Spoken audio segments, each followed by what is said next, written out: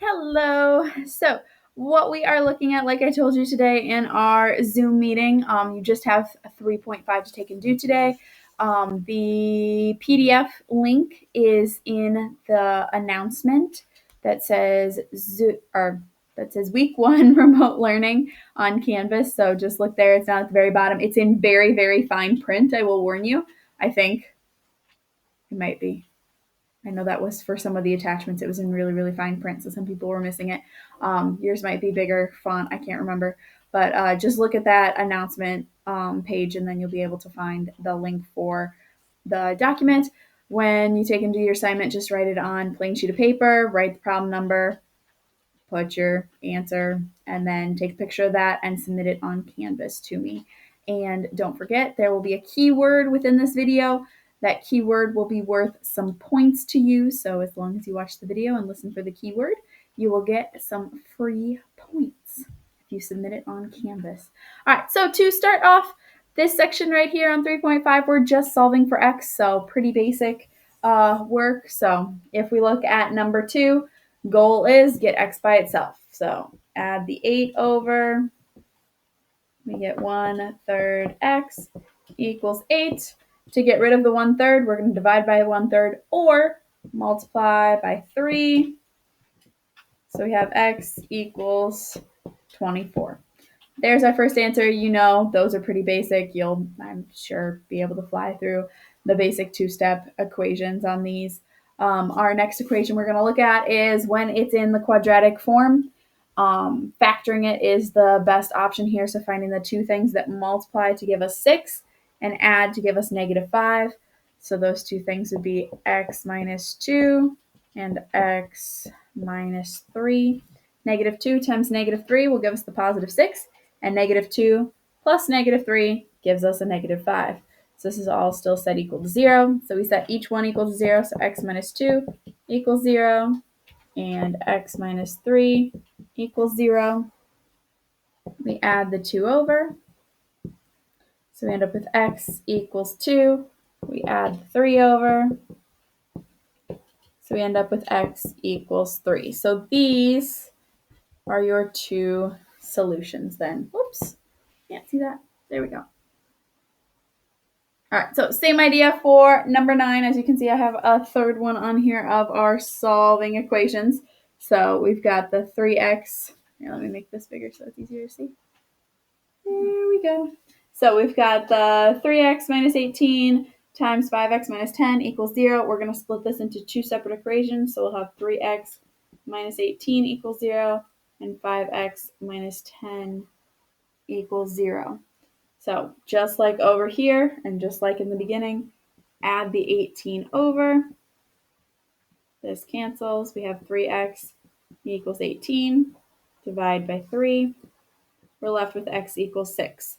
There's one of our solutions. Then over here, same idea. Add the 10.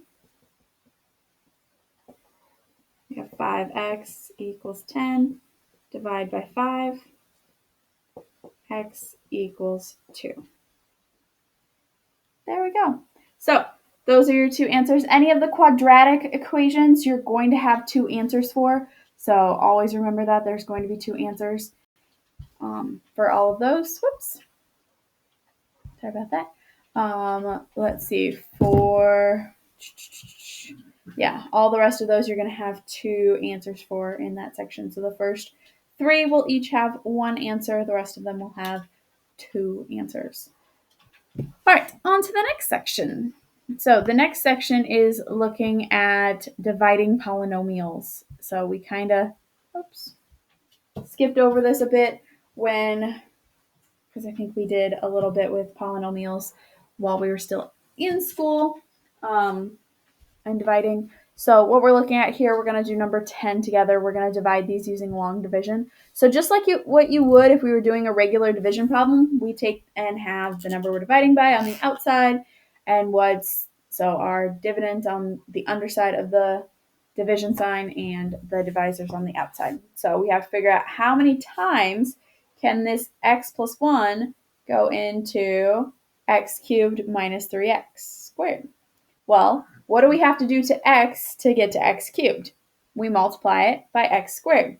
So we're going to put an x squared up here. So we multiply x squared to x. That gives us our x to the third. Macon is deciding to join our video. Sorry about that. He's in a mood. So then we take x squared times 1. So we get x squared. Just like with long division regularly, we subtract these. So this cancels out. Negative 3x squared minus x squared will give us a negative 4x squared. Now we bring down the next term, so we put our plus 6x. Now we look at, okay, how many times can x go into negative 4x squared? Well, that'd be a negative 4x. So we take negative 4x times x. That gets us negative 4x squared. Then we take negative 4x times 1, which gets us a negative 4x. We subtract these things. That's going to cancel those two out. And then 6 minus negative 4, so really 6 plus 4, will give us a 10x. And we bring down the 11. So now, last but not least, how many times can x go into 10x? Well, that'd be 10 times. So we put a plus 10 up there. 10 times x gives us 10x. 10 times 1 gives us 10. So we subtract these things. 10x minus 10x is 0. 11 minus 10 is 1. So our answer is x squared minus 4x plus 10, remainder 1. So that would be our answer. Now, on there, I believe it says to write multiplication statements. For that, you're just taking and saying that x plus 1 times x squared minus 4x plus 10 plus 1 over x plus 1. You're just saying that those, sorry, you can't see that. Just saying that these two things would multiply together. So it's whatever number you had on the outside, so that binomial, times what you have on the top, so what your quotient is. So you're just going to multiply those together. Anytime you have the remainder, it's just going to be that number over what your divisor was. Okay? Hopefully that section won't be too hard. Like I said, it's a lot like long division in, what you learned in 5th grade and earlier than that. It's just how many times can the number on the outside go into the number underneath the division sign. So working through that, and then the multiplication statement is just the quotient times the divisor. Alrighty? Excellent. Okay, so our key word for this lesson is quotient. So keyword is quotient. Make sure you submit that on Canvas to get some points. Nice, easy way to earn a good amount of points. All right. Ooh, too far. Sorry. This is very touchy for some reason. I don't know why. Okay. Our next thing we're looking at, we've got some graphs that we're going to be dealing with. I'm going to do 2 of them with you. Looks like I did 19 is the one I have started because it's a little more complicated than what you're probably used to being able to graph. The other ones are more basic equations. We've got, I think, let's go back up there. We have a square root function. This would be the square root function. This function here is just going to be a series of points because it's a recursive function. So your first value is at 1, 4, and then it's just telling you that you're going to add 3 each time. So at 2, you'll be at 2, 7, and so just plot out a few points to represent that. And then for 16, it's just a quadratic that's shifted down on the graph. So hopefully not too bad. All right, so for 19, we have the function f of x equals log base 2 of x minus 1. I have it graphed. Whoops, you can't see that. Sorry, I forget that you can't see what's at the bottom of my picture. So this is what the graph of that would look like. So plugging in values, we can take and find that, and using a logarithm on our calculator. Excuse me, sorry. We can get this graph. So for our domain, what we're looking at is we need to figure out what our possible x values are. So give me just a second to set this down. So if we think about possible x values, that's saying how far can it go to the left and to the right. So in this case, it will go on infinitely. So we have an infinite answer there. But if we look, what's the furthest to the left this ever goes? 0. So it's not actually touching the y-axis, but because it's getting infinitely close, we're going to say 0 is the furthest to the left that it goes. So our function or our notation will be 0, comma, infinity. So because this has the arrow, sorry, you can't see that. So because this has the arrow on the end, we know it's going on infinitely. This side does not have the arrow, and it's just approaching 0. It's not actually touching the y-axis. For our range represents possible y values. So what's the lowest possible point this goes to? What's the highest possible point? In this case, it's going on infinitely. So we know our high end is going to be infinity.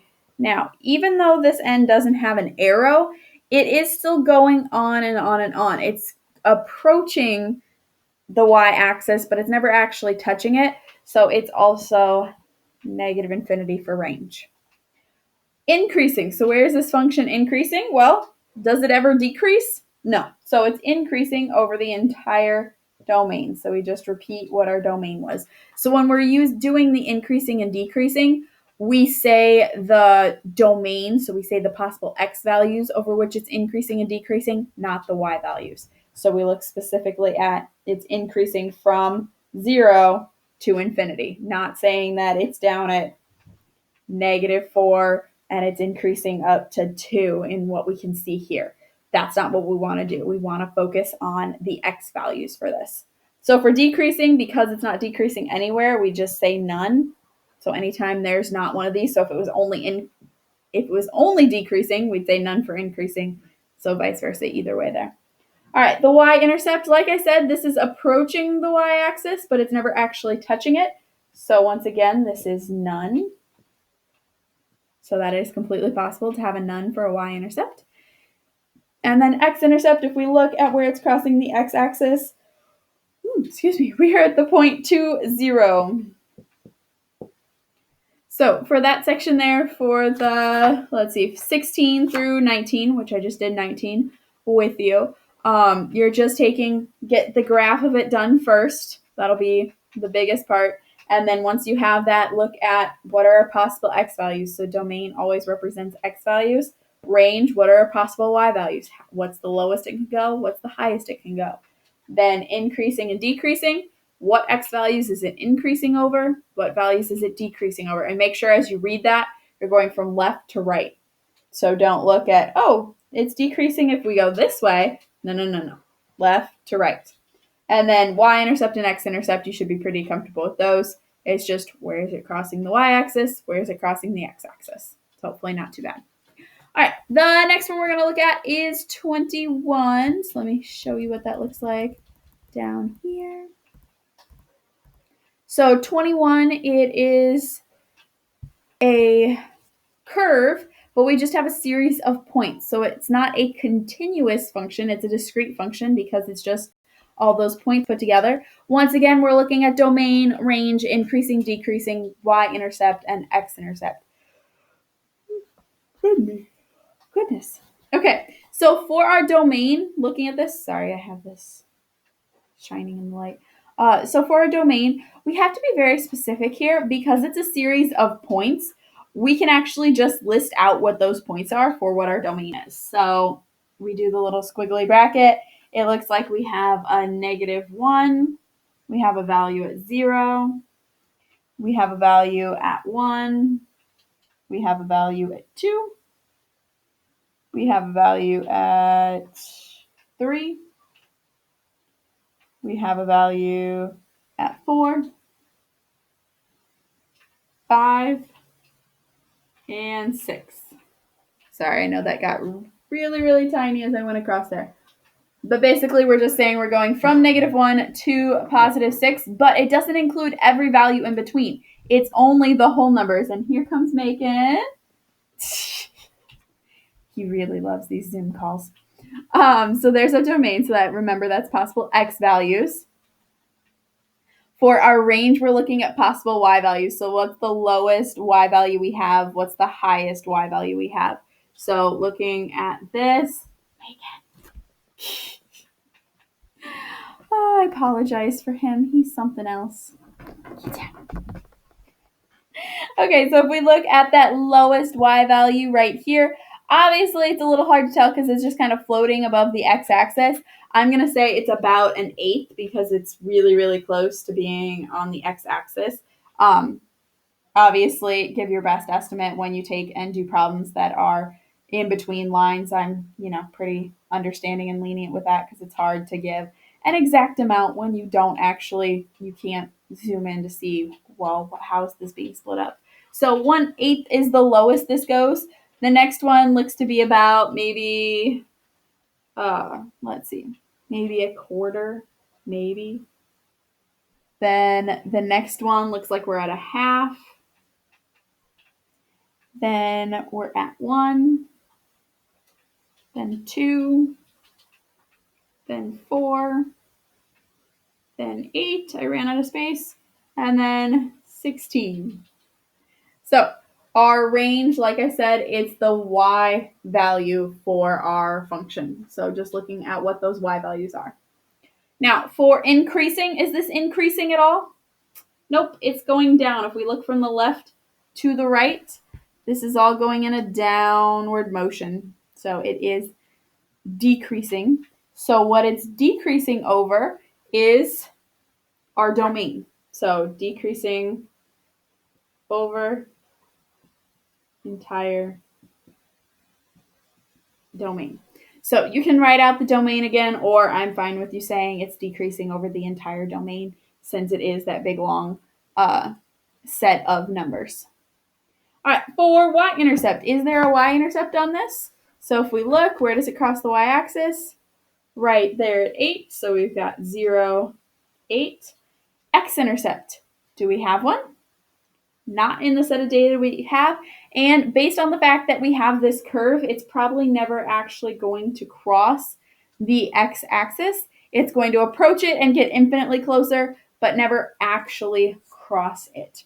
So a lot of times when we have problems like that, it's strange to think about, but we can actually get infinitely close to a number without ever actually reaching it. So in this case, we're dividing by 2 each time. So we can always take and divide a number by 2 and get closer and closer and closer and smaller and smaller and smaller and get infinitely close to that 0, but never actually technically reach it. So it's a strange concept to think about, but it is true. All right, so that's what you are looking at doing on this assignment. For number 20, you might notice that for increasing and decreasing, you're going to have multiple parts. So we've got the decreasing here, then we start increasing, then we decrease again, and then we increase again. So you're going to have an interval and a second interval for where it's decreasing. Same thing with increasing. So keep that in mind as you're taking and doing it. It's not just one set of values. Okay?